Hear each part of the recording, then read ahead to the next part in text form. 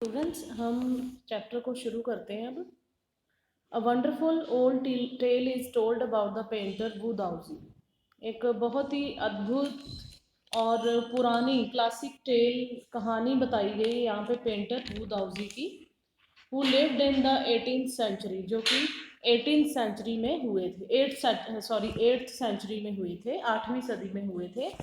और उनकी last painting जो थी ऐसी थी जो कि मतलब हैरान कर देने वाली थी। हम पढ़ेंगे इसके बारे में। His last painting was a landscape commissioned by the Tang empire जुआंगजोंग।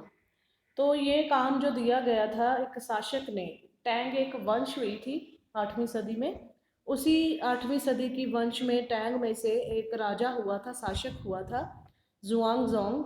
जुआनजोंग ने एक काम दिया पेंटिंग बनाने का, और वो लास्ट पेंटिंग साबित हुई थी उस पेंटर की। टू डेकोरेट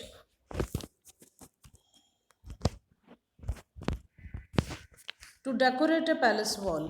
उस महाराज ने, शासक ने कहा कि मेरे पैलेस की ये वॉल बड़े अच्छे से पेंट की जाए। एक पेंटर को काम सौंपा ये।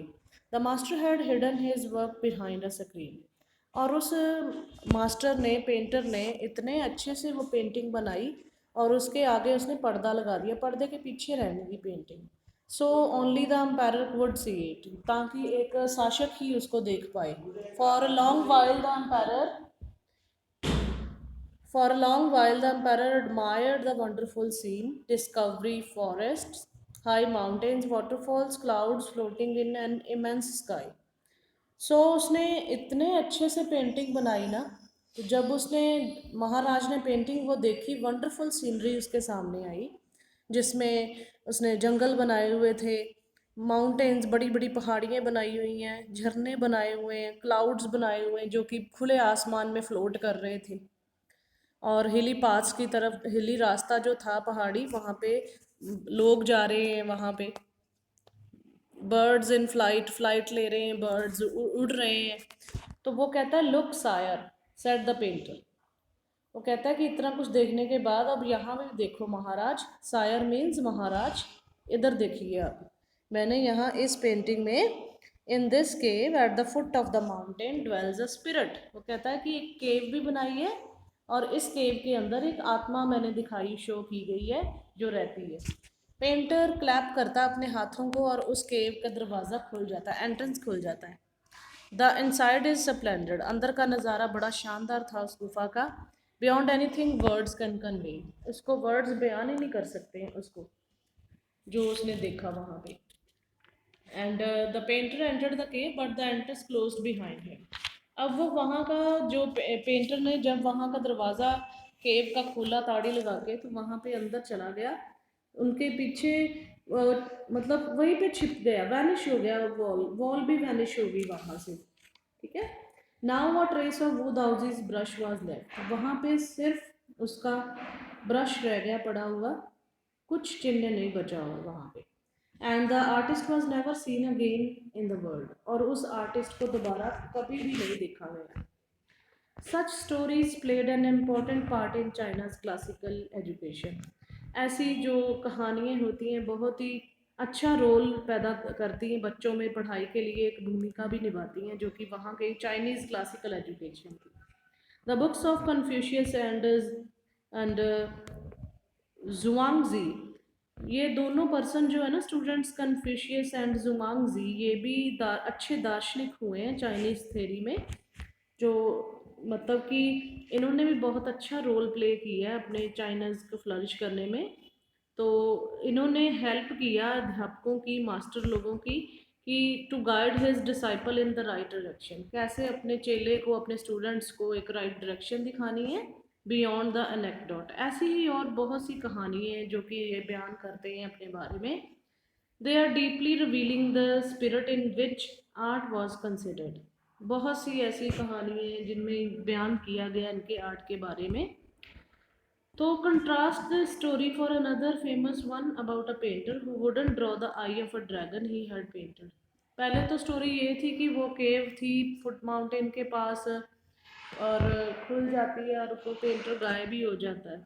तो ऐसी ही एक और स्टोरी है कि हम पढ़ते हैं उसके बारे में। एक और कहानी है जिसमें प्रसिद्ध चित्रकार एक, मतलब कि विंग्स वाले ड्रैगन किसको बोला गया, विंग्स वाले सांप को। वो इसलिए नहीं उसकी आंख बनाता कि कहीं, इस डर के लिए कि कहीं ये पेंटिंग से बाहर निकल कर उड़ ना जाए। With an old story from my native Flanders.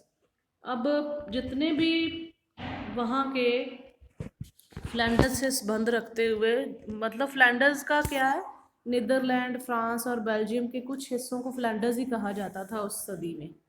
तो वो कहता है कि जितने भी ये इलाके हैं ना, नीदरलैंड, फ्रांस, बेल्जियम, इनको फ्लैंडर्स बोला गया है। वो कहता है मेरे जितने भी ये नेटिव इलाके हैं ना मेरे, तो वहाँ पे I find most representative of western painting. Western painting बड़ी यहाँ पे बनाई जाती थी, ठीक है।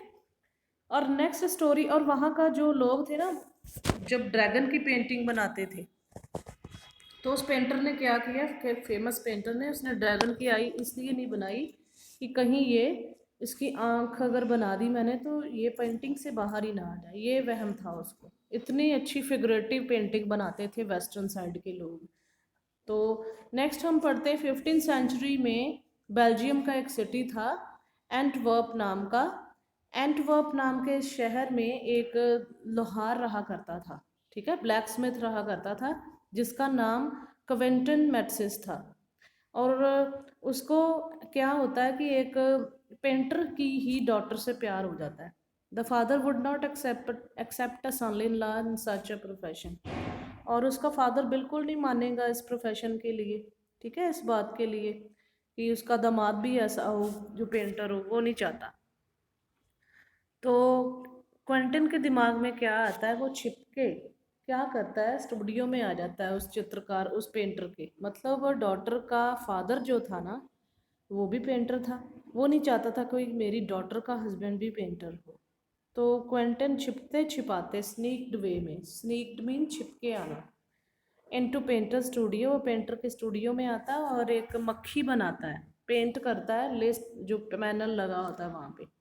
इतने सूक्ष्म रूप से वो, इतनी रियलिटी के साथ, डेलिकेट रियलिज्म, डेलिकेट रियलिज्म मतलब सूक्ष्म रूप से वो इतना अच्छा मक्खी को बनाता है that the master try to swat it away. जब डॉटर का फादर आता है ना वहाँ पे, वो उड़ाने की कोशिश करता है, वो उड़ती नहीं, उसको ऐसे सच्ची में लगता है कि ये मक्खी सच्ची में है।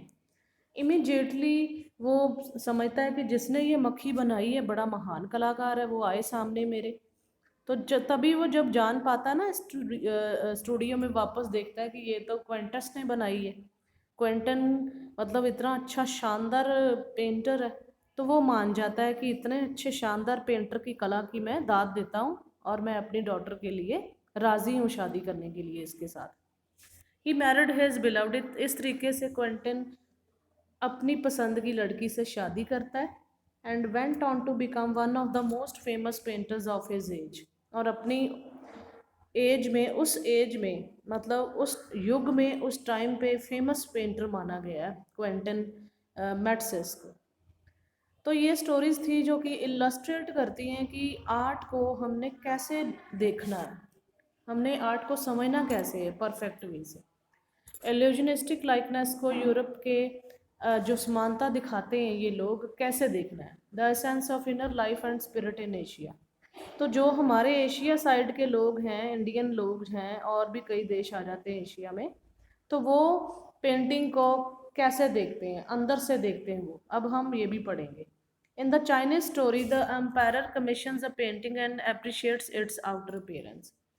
तो अब राइटर कहता है कि एक शासक चित्र बनवाता है, उसकी बाहरी रूप से प्रशंसा करता है, आउटर अपीयरेंस की, बट एक आर्टिस्ट जो होता है ना, उसकी वास्तविकता को, उसके मीनिंग को एक्चुअल में बताता है, true meaning of his work. हम तो अपने तरीके से देखेंगे कोई पेंटिंग को, ठीक है, एक महाराज का काम है तो पेंटिंग करवाना अपने वॉल्स, महल की वॉल्स को, लेकिन एक आर्टिस्ट का काम है उसमें जान डालना और ट्रू मीनिंगफुल बना देना अपने वर्क को। अंपायर में rule over way with in.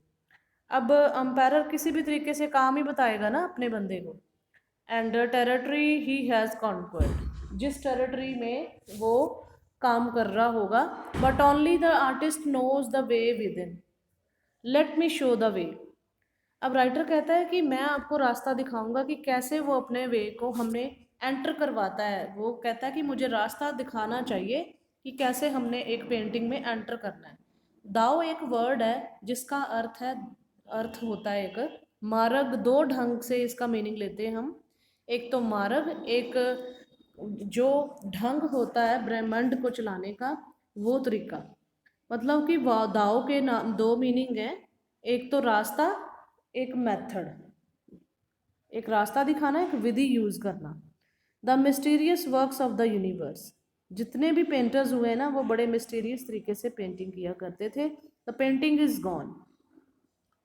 और वो अपनी पेंटिंग को किस तरीके से, जो पेंटिंग जा चुकी होती, कर चुके होते थे, वो एक राजा के लिए पेंटिंग होती थी। बट एक आर्टिस्ट अपने गोल को कितना अचीव करता था, उसकी मटेरियल अपीयरेंस को नहीं देखता था। वो ये देखता था कि इसमें मैंने जान कैसे डालनी है एक अच्छी पेंटिंग में। एक classical Chinese landscape is not meant to reproduce an actual view.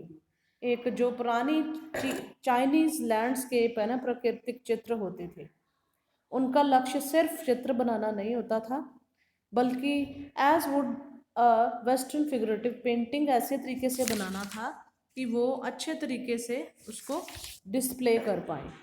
तो स्टूडेंट्स, यहाँ तक हम ये चैप्टर करते हैं। कल मैं इसका सेकंड आपको शेयर करूँगी part. Till then have a good day. आपने अच्छी तरह से इसको पढ़ लेना, सुन लेना ध्यान